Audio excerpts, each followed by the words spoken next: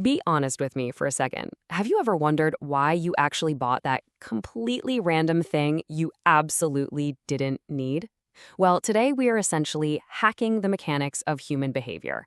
If you're sitting in your SBC 1608 public speaking class right now, kind of wondering how to make your words actually matter, you are in exactly the right place. We are moving way past those boring, dry textbook definitions, and in this explainer, we're looking at how influence actually works in the real world. Seriously, think about that recent purchase for a second. Maybe it was some late-night TikTok shop gadget or, a ridiculously expensive iced coffee you grabbed just because the barista had a great smile and effortlessly upsold you on the seasonal syrup. The truth is, persuasion is happening to you on a massive scale every single day. Literally, from the moment you wake up to the moment you go to sleep, your behavior is being nudged, whether you actively realize it or not. So, my ultimate goal for this explainer is to uncover what I like to call the persuasion superpower. When I first realized how these hidden frameworks of influence actually operate, it completely blew my mind. I want to give you the psychological cheat code, so to speak, so you can see the matrix of how persuasion works, learn how to protect yourself from it, and most importantly, absolutely crush your final persuasive speech. Okay, first things first, let's get our definitions completely straight. Persuasion is defined as communication intended to shape, reinforce, or change attitudes and behaviors through symbols and free choice. But let's break that down into plain English, right? True persuasion is non-coercive. It's absolutely 100% ethical. It is not about forcing someone's hand. It's not bullying them, and it's definitely not tricking them. It is simply about presenting a really compelling case and respecting their free choice to agree with you.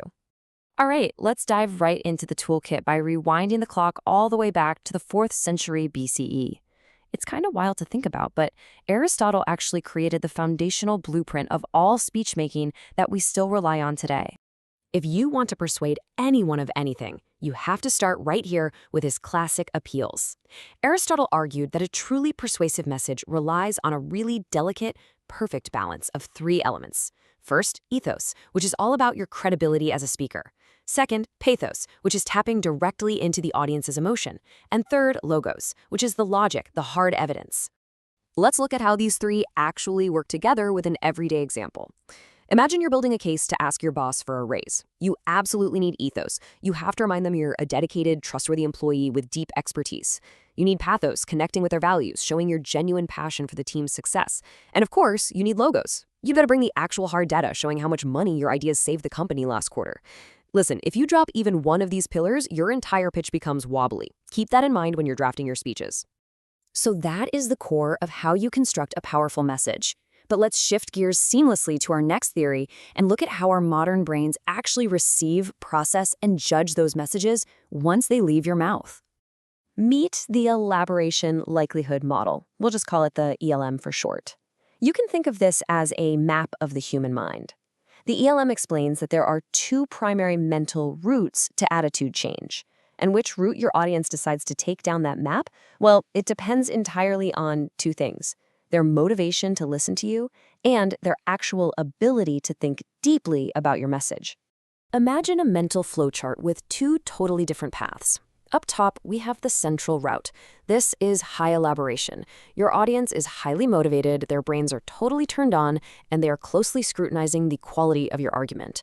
On the bottom, though, is the peripheral route. This is low elaboration. The audience is unmotivated, maybe they're a little distracted, and they're just relying on simple, surface-level cues to make a quick, snap decision.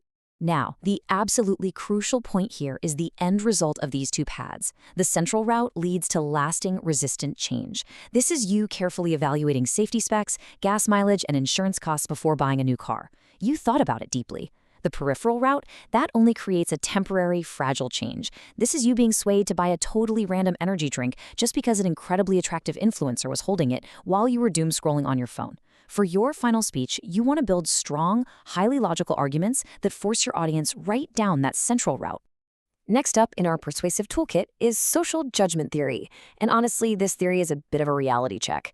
It tells us that human beings almost never evaluate an argument objectively. Instead, we instantly judge new messages against our own pre-existing views, which psychologists refer to as our anchor. Basically, people don't look at your speech as a blank slate. They instantly compare it to what they already believe, just to see if it fits. Because of this natural tendency, we categorize every single new idea into one of three zones, or latitudes: acceptance, rejection, or non-commitment.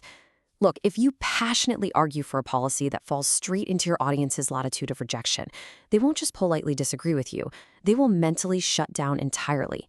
Your job as a savvy speaker is to aim your arguments so they land nicely in their latitude of non-commitment or ideally acceptance. You literally have to meet the audience where they are. Okay, let's pivot slightly to a really fascinating internal conflict. What happens when you actually do successfully introduce a new idea, and suddenly a person realizes their existing beliefs and their current actions are clashing against each other? That clash creates what we call cognitive dissonance. Simply put, this is the internal discomfort, that horrible, awkward mental tension that naturally drives a person to change an attitude or an action.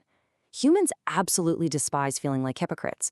We are so desperate to relieve that mental tension and restore a feeling of consistency in our brains. There is a mind-blowing classic study on this from back in 1959. Researchers basically paid college students either $1 or $20 to lie to someone and say a deliberately boring task was actually super fun.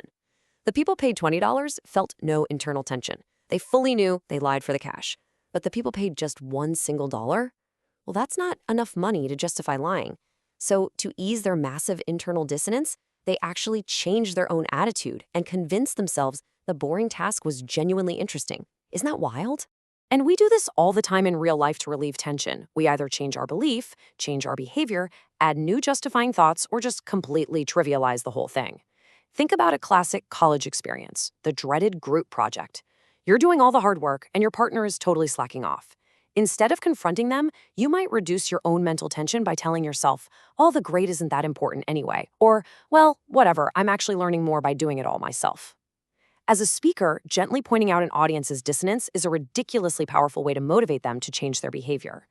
So far, we've talked a whole lot about shaping your own messages, but let's pivot for a second to defense and daily influence, because persuasion is a two-way street, right? Let's look at how we can build up our own defenses against unwanted persuasion and also uncover the everyday levers people pull to try and influence us. Enter inoculation theory. I personally love this one because it's essentially a mental vaccine. Just like a real medical vaccine exposes your body to a tiny, weakened bit of a virus so you can build up your immunity, exposing your audience to a mild persuasive attack actually builds up their psychological immune system. If you bring up the opposing side's counterarguments in your speech and politely dismantle them before your audience even thinks of them, you make your own argument incredibly resistant to attack. It's pure genius. And finally, we arrive at Cialdini's principles of influence. Robert Cialdini outlined 6 really powerful everyday levers that marketers, your peers, and savvy public speakers pull constantly to nudge human behavior. We're talking about 6 distinct levers here. Reciprocity, where we feel obligated to return a favor. Consistency, where we want to act in line with our past commitments. Authority, where we just naturally defer to experts. Liking, where we agree with people we relate to. Social proof, showing that everyone else is already doing it.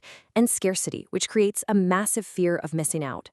These invisible levers completely shape choices on dating apps and in retail stores trying to close a fast sale. But for your speech, imagine ethically pulling these levers to supercharge your message. You could use the authority lever by citing top-tier credible experts in your field. Or you could use the social proof lever by showing how many other successful college campuses are already adopting your proposed policy. Recognizing these 6 levers makes you completely immune to cheap manipulation out in the real world. And when applied ethically, they become remarkably powerful tools for your own speeches. Wow, okay, we have covered a massive amount of ground today, from ancient Greece all the way to modern psychology. Let's quickly transition into a high-energy recap just to lock these superpowers right into your memory before you have to go write your actual presentation. Ready for the rapid-fire summary? Here is your complete toolkit. Number 1, Aristotle gives us the foundational balance of credibility, emotion, and logic. 2, the ELM reminds us to build strong arguments to trigger the central route of deep thinking. 3, social judgment theory says you absolutely must find your audience's latitude of acceptance so they don't shut down on you. 4, cognitive dissonance shows us how highlighting mental tension drives people to action. 5, inoculation theory lets you mentally vaccinate your audience against future counterarguments. And 6, Cialdini's principles give you those subtle, everyday levers to gracefully nudge behavior. But let's bring it all back to the very first core definition we discussed today. Remember, True persuasion happens through free choice, not force. Your goal as a speaker is never, ever to manipulate. It is simply to guide your audience, to present them with a compelling, structured, and vivid case, and to respect them enough to let them arrive at the right conclusion themselves. So here is my final challenge to you. As you sit down at your laptop to draft that final presentation for SBC 1608, I want you to actively wield these tools. Try to deliberately use at least 2 of these theories in your final speech. Look at your outline and ask yourself, am I building strong ethos? Am I inoculating my audience against counter-arguments? Go out there and be incredibly persuasive. But let me leave you with this provocative thought. The next time you feel an absolutely irresistible urge to click buy or say yes, take a step back and ask yourself, are you acting on free choice, or did someone just pull one of your levers? Thanks so much for joining me on this explainer, and good luck on your speech.